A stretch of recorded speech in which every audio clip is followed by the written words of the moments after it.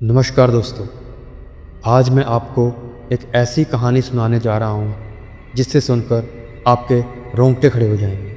एक ऐसी घटना जो दिल्ली जैसे आधुनिक शहर में घटी और जिसने एक परिवार की नींद हराम कर दी। यह कहानी सिर्फ एक कल्पना नहीं बल्कि उन डरावनी रातों का सच है जब मौत का साया इंसान के सबसे करीब आकर नाचने लगता है। तो अपनी कुर्सी की पेटी बांध लीजिए क्योंकि अब आप प्रवेश करने जा रहे हैं एक ऐसी दुनिया में जहां डर ही आपका इकलौता साथी होगा। कहानी शुरू होती है दिल्ली के पुराने राजेंद्र नगर इलाके से। यहाँ एक छोटा सा खुशहाल परिवार रहता था, शर्मा परिवार। महेश शर्मा, उनकी पत्नी प्रिया और उनकी दो जवान बेटियां टीना और रिया। टीना बड़ी थी, एक प्राइवेट कंपनी में काम करती थी और रिया अभी कॉलेज में पढ़ रही थी। सब कुछ सामान्य था जब तक कि वह काली रात नहीं आई। एक सुबह टीना उठी और खुद को आईने में देखकर चौंक गई। उसकी गर्दन पर वहाँ पर हल्के हल्के लाल खरोंच के निशान थे, जैसे किसी जानवर ने खरोंचा हो। उसे याद नहीं था कि उसे ये कैसे लगे। शायद रात को नाखून लग गए होंगे, उसने सोचा और बात टाल दी। पर यह तो बस शुरुआत थी। अगले कुछ दिनों तक टीना के साथ अजीबोगरीब चीज़ें होने लगी। ऑफिस में वह लैपटॉप पर काम कर रही थी। अचानक उसे लगता है कि कोई उसके पीछे खड़ा है। वह मुड़कर देखती है पर कोई नहीं होता। कभी कभी उसे अपने बालों में ठंडी सांस महसूस होती है। एक दिन तो हद हो गई। वह वॉशरूम से बाहर निकली तो उसकी एक सहकर्मी ने चौंक कर कहा, टीना, तुम्हारी कुर्ते का पीछे का हिस्सा फटा हुआ है। टीना ने देखा, सच में उसका कुर्ता फटा हुआ था, जैसे किसी ने उसे खींचा हो, और उसे ज़रा भी महसूस नहीं हुआ। यह कैसे हो सकता है? रात को टीना को नींद नहीं आती थी। उसे लगता जैसे कोई उसके कमरे में घूम रहा हो। कभी दरवाज़ा अपने आप खुल जाता, कभी अलमारी के कपड़े नीचे गिर जाते। उसकी माँ प्रिया भी चिंतित होने लगी। उन्होंने सोचा कि शायद काम के तनाव के कारण टीना को ऐसा लग रहा है। फिर यह सब छोटी बेटी रिया के साथ शुरू हो गया। रिया कॉलेज से पढ़कर आती और शाम को अपने कमरे में पढ़ रही होती। आधी रात को एक दिन रिया अचानक जाग गई। पूरे कमरे में सड़ी हुई बदबूदार गंध फैल रही थी, जैसे कोई पुराना शव सड़ रहा हो। उसे लगा कि शायद बाहर से आ रही होगी, पर खिड़की बंद थी। अचानक उसके शरीर पर एक भारीपन महसूस हुआ, जैसे कोई अदृश्य शक्ति उसे बिस्तर पर दबा रही हो। रिया चीखना चाहती थी पर उसकी आवाज़ गले में ही अटक गई। वह हिल भी नहीं पा रही थी। उसका शरीर लकवाग्रस्त हो गया था। उसे लगा कि कोई ठंडा हाथ उसके चेहरे पर फिर रहा है। उसका दम घुटने लगा। वह अपनी पूरी ताकत लगाकर हाथ पैर मारने की कोशिश करती रही, पर कुछ नहीं हुआ।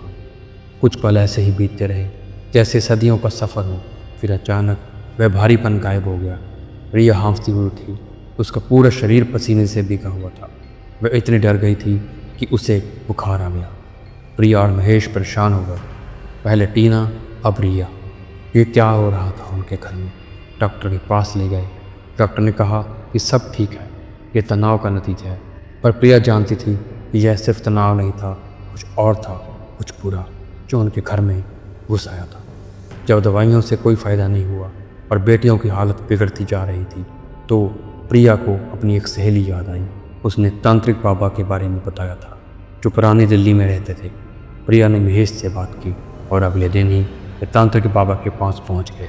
बाबा ने उनकी बात ध्यान से सुनी, फिर अपनी आंखें बंद करके कुछ देर ध्यान लगाया। जब उन्होंने आंखें खोली तो उनके चेहरे पर चिंता की लकीरें थीं। आप लोगों के घर पर एक बुरी साया है, बाबा ने गंभीर स्वर में कहा।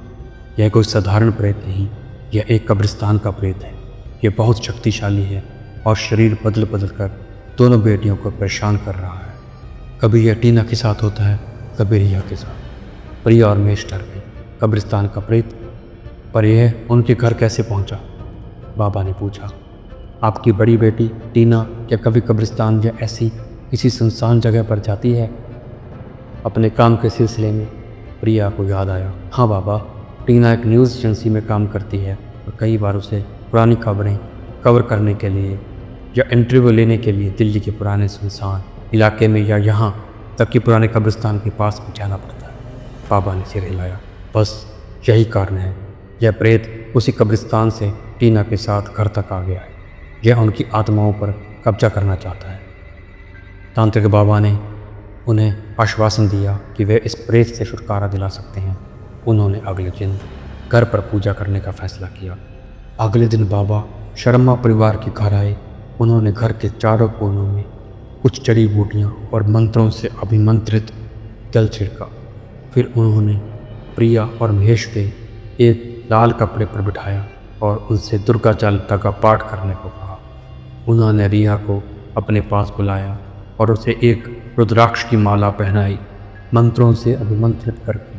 जब तक मैं इस प्रेत को निकाल न लूँ, रिया इस माला को मत उतारना, बाबा ने हदायत दी।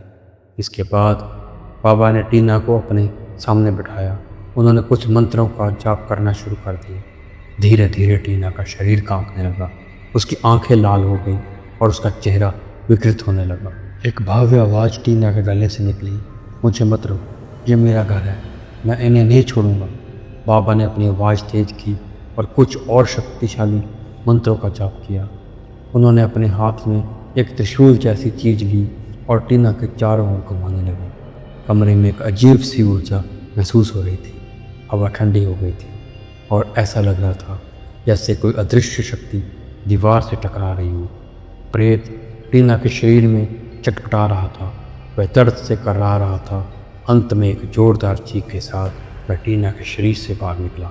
कमरे में मौजूद सभी लोगों को एक काली परछाई पल भर के लिए महसूस हुई, जो तेज़ी से एक पुराने मिट्टी के मटके की ओर बढ़ी, जिसे बाबा ने पहले से तैयार रखा था।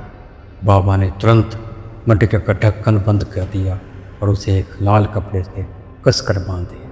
उन्होंने उस पर कुछ मंत्र पढ़े और फिर उस मटके को उठाकर बाहर ले गए। इस मटके को किसी गहरे तालाब में फेंक देना है, जहाँ कोई इसे ना ढूंढ पाए, बाबा ने महेश को समझाया। और आज के बाद कोई भी, खासकर टीना, ऐसी सुनसान या कब्रिस्तान जैसी जगहों पर बेवजह नहीं जाएगी। महेश और प्रिया ने बाबा का धन्यवाद किया। कुछ दिनों बाद टीना और रिया दोनों पूरी तरह ठीक हो गई। उनके चेहरे पर फिर से रौनक लौट आई।